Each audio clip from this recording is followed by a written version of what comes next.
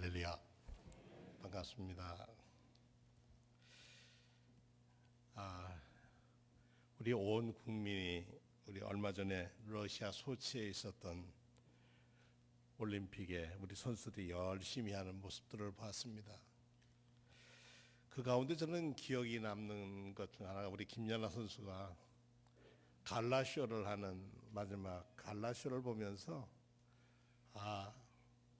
한 선수가 아름다움을 자기의 꿈을 세상 사람들에게 제 꿈은 이거예요. 그리고 온 몸으로 보여주는 모습을 봤습니다. 참 아름다웠습니다.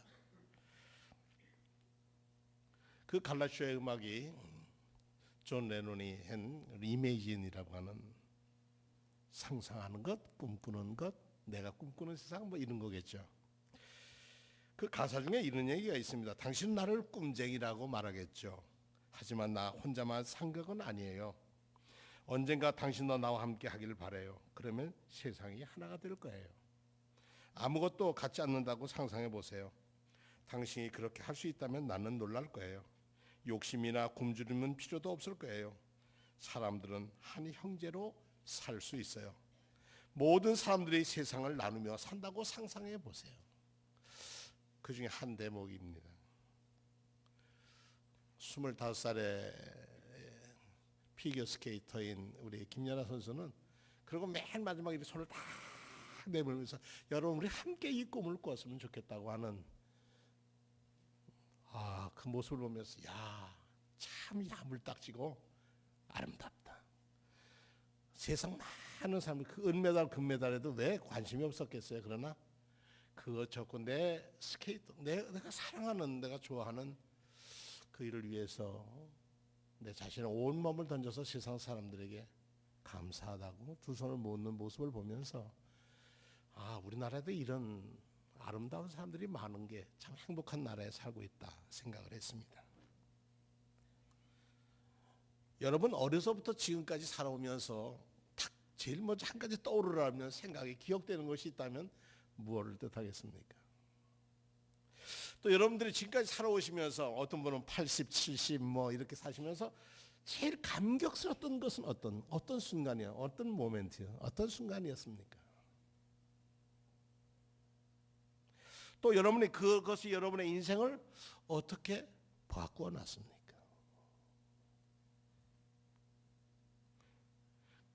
그러면 이 모멘트라고 하는 거, 이 순간순간을 여러분들이 어떻게 살았습니까? 저는 설교하기 전에 그런 마음으로 기도했습니다. 하나님, 오늘의 제 설교는 이걸로 끝이지요.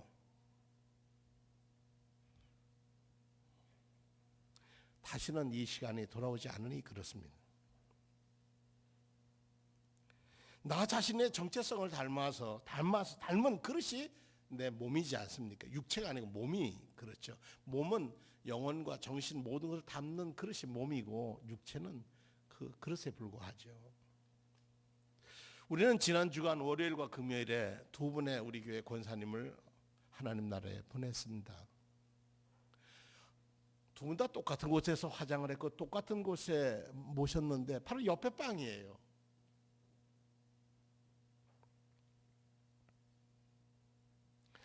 두 분 다 제게는 아주 각별하신 분이셨습니다. 저희가 나이가 들면서 암에는 걸리면 안 되겠다, 치매에 걸리면 어떻게 될까 그 생각을 합니다. 먼저 어머니나 할머니를 보내는 사람들이나 또 남아있는 사람들에게나 우리가 우리의 존재함이 관계되어 있는 것은 그 관계가 기억됨으로 우리는 의미를 갖습니다. 그래서 저는 충무의 집에 가보면, 낙골당에 가보면 거기에 꽃 화환을 붙이고 아름다웠던 사진을 붙이고 거기에 사랑의 고백도 담겨져 있고, 그래서 어떤 때는 가면 그 사람들 그 써놓은 사연들을 읽습니다. 그게 제게 주는 의미가 있습니다. 너도 떠날 시간이 있다. 그리고 그 떠나기에 앞서서 얼마나 많은 아름다움을, 기억됨을, 서로의 관계됨을 가질 수 있을까. 환한 미소로 있는 모습들, 거기에 여러 글들이 적혀 있습니다. 참. 근데 그거 읽고 나와서 서로 사람들이 미워하고 그렇게 살 수가 없어요.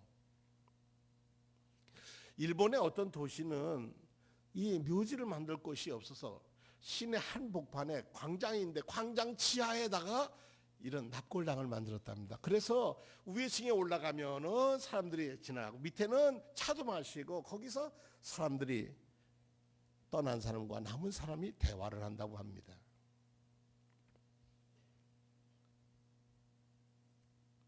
우리가 잊혀진다는 것, 치매라고 하는 것, 더 이상 기억되지 않고 잊어버리는 그런 모습 속에서 나는 자유로울 수 있을까? 저희 권사님 한 분이 제게 표를 줘서 뮤지컬을 본 적이 있습니다. 캣츠라고 하는, 고양이라고 하는 것을 보았습니다. 근데 거기에 나이 많은 고양이가 부르는 노래가 있습니다. 이 원래 캣츠라고 하는 고양이는 T.S. 엘리엇이라고 하는 아주 유명한 영국 작가가, 노벨 문학상 받은 작가가 쓴 그 시를 가지고 이제 만들었다고 합니다. 거기에 맨 마지막에 이런 아주 자기 몸을 닮아서 아주 애절하게 노래를 부르는데 이런 노래입니다. 날이 밝습니다. 저 떠오르는 해를 기다려야만 해요. 저 세상에서 새로운 삶을 생각해봐요. 그리고 굴하지 말아야죠. 그리고 마지막 하는 말, 이런 말이에요. 보세요. 새날이 밝았잖아요. 보세요. 새날이 밝았잖아요.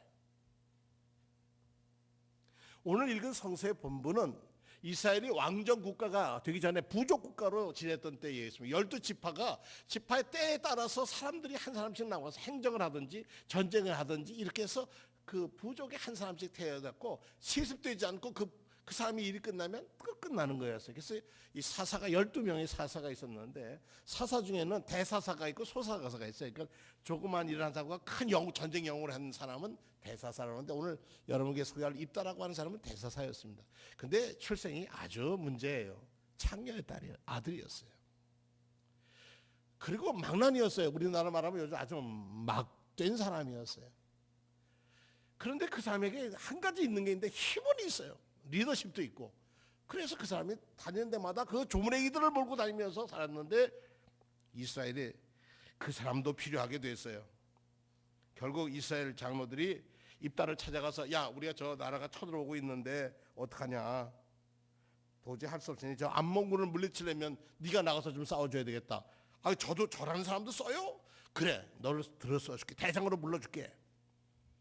그래서 그 전쟁을 나가게 됩니다. 전쟁 나가기 앞서 하나님께 기도를 했는데 이 소원 기도가 이게 문제예요. 여러분 소원하는 거 참 조심해야 할 중에 하나입니다.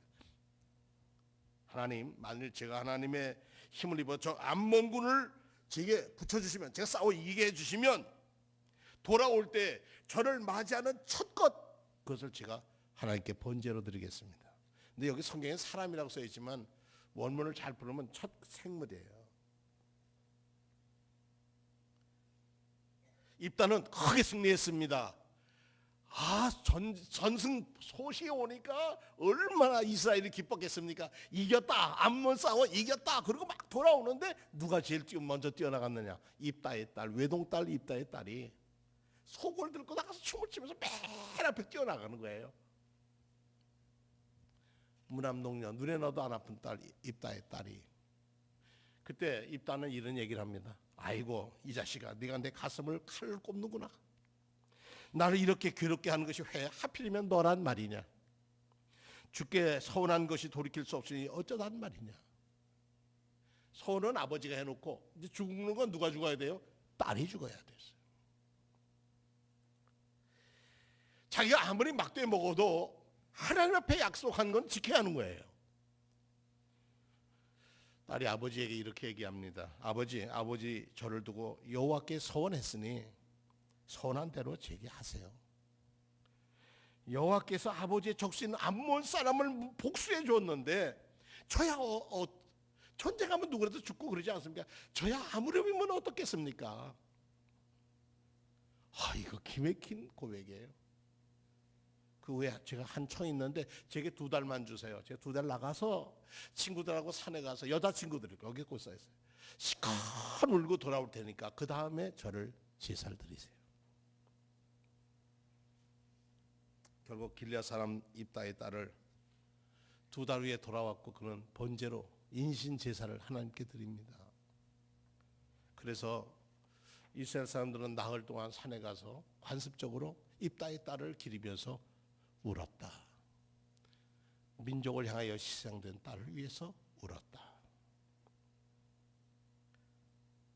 이 딸의 죽음은 3가지를 얘기를 합니다. 첫째, 내 인생 꽃피는 이 어린 세상에 끝나니까 서러워. 2번째, 이 죽음이 폭력처럼 그것도 어떤 거예요? 번제로 드린다니까 너무 서러워. 3번째로, 후대에 기억할 수 없이 나는 결혼도 없고 자식도 없고 아무것도 남긴 없이 갔으니까 서러워. 그중에 이 3번째 서러움, 아무도 잊혀지는 서러움이 입다의 딸을 더 힘들게 했습니다. 딸은 돌아왔고 약속대로 제물을 드렸습니다. 후대 기록에서 입다의 이 딸에 대한 번제를 드린 것에 대해서 학자들은 여러 가지 얘기를 합니다. 인신제사가 이걸로 끝나는 거다, 뭐 이런 얘기도 하고 저런 얘기인데, 저는 학자의 견해를 얘기하려고 하는 거 아닙니다. 히브리서 11장에도 입다에 대한 얘기가 나옵니다. 믿음에 나오는데 참 놀라운 것은 이 유다의 전통상으로 이제 관습으로 입다의 딸을 슬퍼하며 울었는데, 전설에 의하면 입다가 죽을 때는 토막이 나서 죽어, 토막 살인을 당했다고 그래요. 살인을 당했다고 그래요. 못되게 울어가지고. 그러나 그 딸 실라이라고 불러지는 후대의 그 딸은 계속 이어서 민족을 위하여 희생한 딸로, 아버지는 전쟁에 이긴 사람이었지만 비참하게 끝났고, 비참하게 죽은 입다의 딸은 후대에 와서 그를 기억하면서 민족을 사랑한 사람이었다, 이렇게 얘기합니다. 비참하게 죽은 유관순과 이선경 열사는 비참하게 죽었어도, 뭐 전해오는 얘기하면 유관순 열사는 6토막을 냈다고 그러는데, 그런 죽임을 당하였어도 그는 살아있습니다. 민족의 가슴에 살아있습니다. 우리 수원 종로교회에서 있던 젊은이들, 이현경, 이선경, 임문순, 이런 분들은 젊은 나이에, 고등학생 젊은 나이에 세상을 떠났어도 그들은 이 민족 역사에 남아 있습니다. 저는 이번 3.1절은 2번 행사를 치렀습니다. 한 번은 수원 기독교 청년협회로 28일 날 저녁에 치렀고요. 그 다음 날은 제암리에 가서 또 경견에 3.1절 95주년 기념회 갔습니다. 애국가를 2번 불러봤습니다. 하루 사이에 애국가를 2번 불렀는데, 애국가를 부르면 부를수록 가슴이 떨리는 것은 뭘까? 3.1절 노래를 2번이나 부르면서 흙을 한번 다시 만져보자고 하는 이 시인의 노래가 왜 우리 가슴을 움직일까? 입다의 딸이 죽었으면 그만이지, 제물로 드렸으면 수많은 제물이 죽었지만은 입다의 딸, 자기의 삶을 온전히 드렸던 입다의 딸의 죽음은 이스라엘 민족에 남는 기억으로 남아있다는 것입니다. 경술년 1910년 8월 29일 우리나라가 역사에 아주 잊히지 않는 국치일입니다. 한일 병합 조약이 이루어진 날입니다. 저희가 학교를 다니면서 배웠던 역사는, 한국사는 식민지 사관을 배웠습니다. 저희 학교 다닐 때는. 요즘은 이 사관의 문제 가지고 굉장히 교과서 문제, 국사 교과서 문제 가지고 합니다만, 요즘은 한일 합병, 한일 합방 뭐 이런 말을 쓰지 않습니다.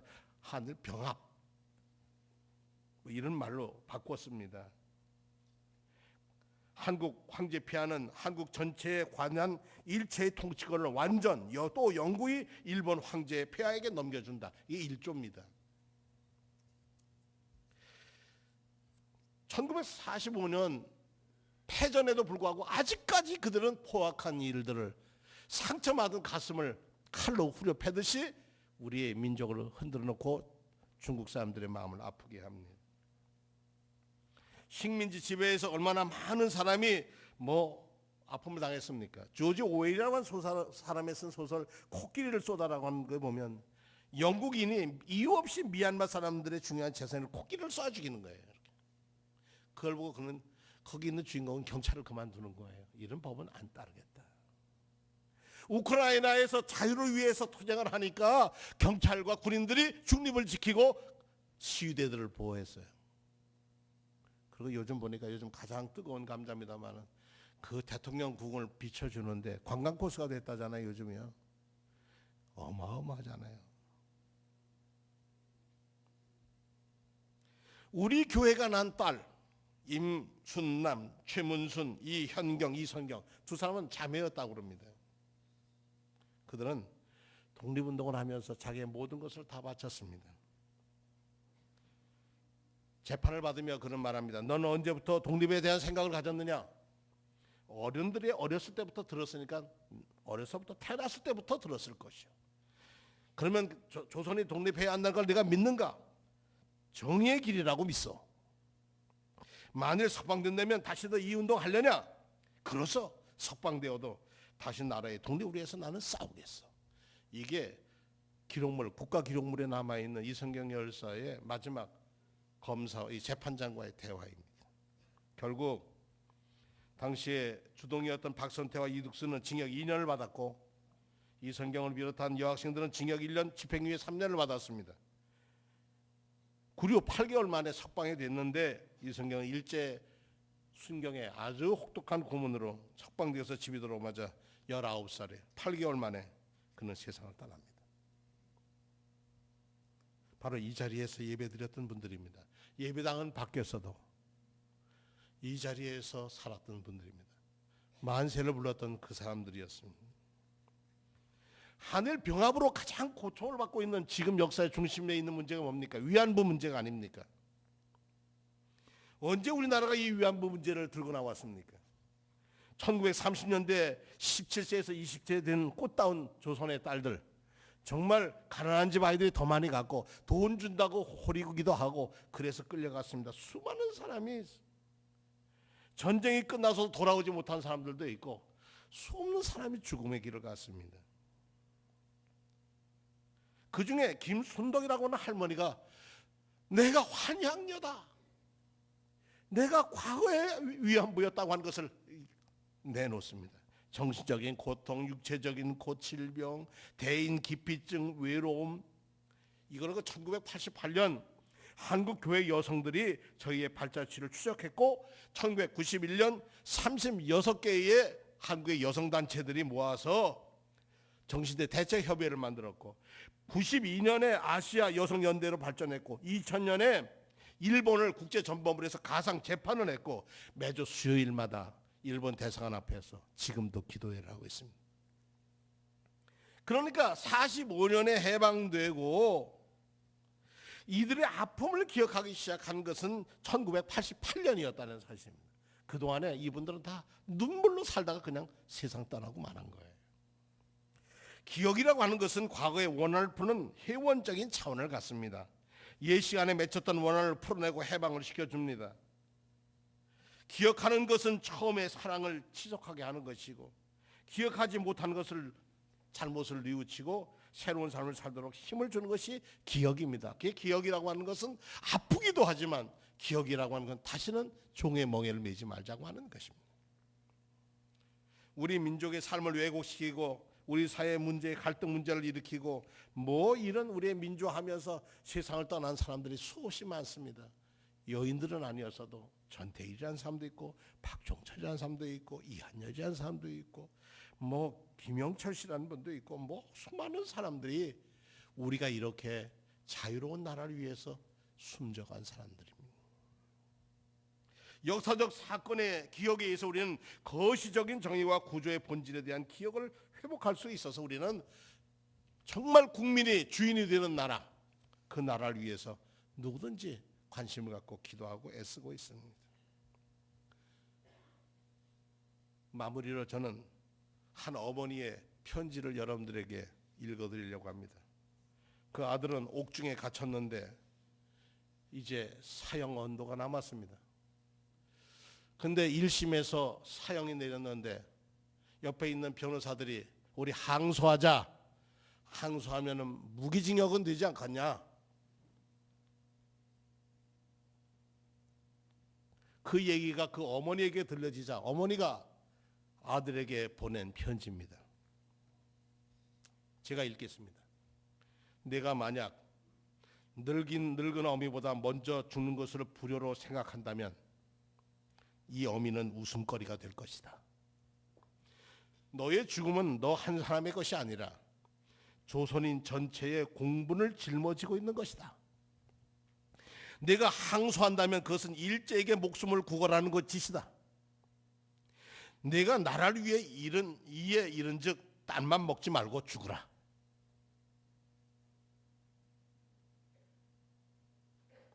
옳은 일을 하고 받는 형인이 비겁하게 삶을 구하지 말고 대의에 죽는 것이 어미에 대한 효도다. 아마도 이 편지가 이 어미가 너에게 쓰는 마지막 편지가 될 것이다. 여기에 너의 수의를 지어 보내니 이 옷을 입고 가거라. 이 옷 입고 죽으라. 어미는 현세에서 너와 재회하기를 기대하지 않으니 다음 세상에 반드시 선량한 하나님의 아들이 되어 이 세상에 나오거라. 조 마리아, 안중근 의사의 어머니의 편지입니다. 내가 옷을 지어 보내니 이 옷 입고 너 죽어라. 그리고 그는 사형 집행 5분 전에 마지막 할 말이 없는가 하는 말에 이런 말을 남겼다고 합니다. 제가 지난번 중국에 갔다가 여순 감옥에 가서 그 사형 집행한 데 가보았습니다. 이렇게 써 있습니다. 내가 조선 독립을 회복하고 동양 평화를 유지하기 위하여 3년 동안을 해외에서 풍찬노숙하다가 마침내 그 목적을 달성하지 못하고 이곳에 죽노니 우리들 2천만 형제자매는 각각 스스로 분발하여 학문을 힘쓰고 실업을 진흥하게 하며 나의 끼친 뜻을 이어 자유 독립을 회복하면 죽는 여한이 없겠노라. 이게 마지막 유언입니다. 그리고 그는 교수형을 당해 죽었습니다. 누구든지 자기 아들을 먼저 보내는 엄마의 마음이 어머니의 마음이 어떻겠습니까? 너 나 다시 볼 생각하지 말고 구걸도 하지 말고 너는 내가 옳게 판단하고 했으니 그 길 가라.